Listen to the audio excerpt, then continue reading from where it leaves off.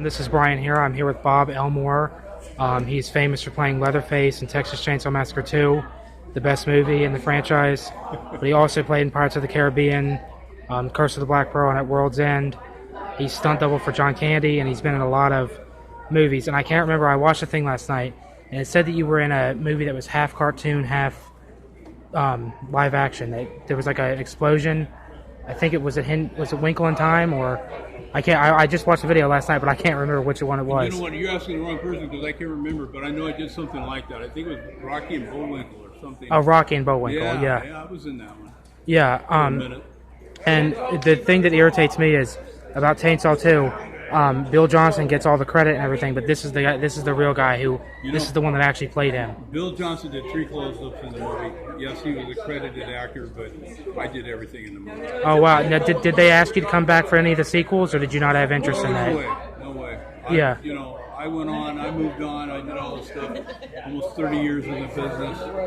So I did what I did, and then and look at now. Chainsaw 2 is more popular now than it ever was. Yeah, it's like the most iconic one. Most sequels are not liked because they try to do the same thing, but Chainsaw 2 did something totally different than the original.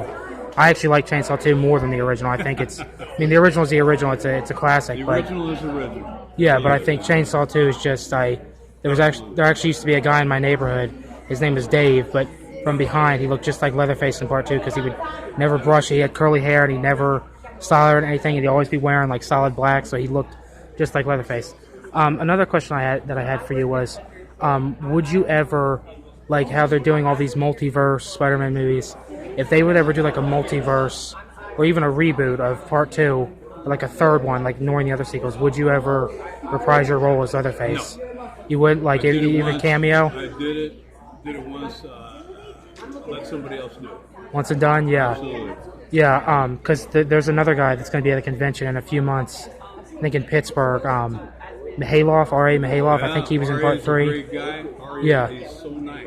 Yeah, I think that they should. I think they should offer you, even if it's $10 million, get you back.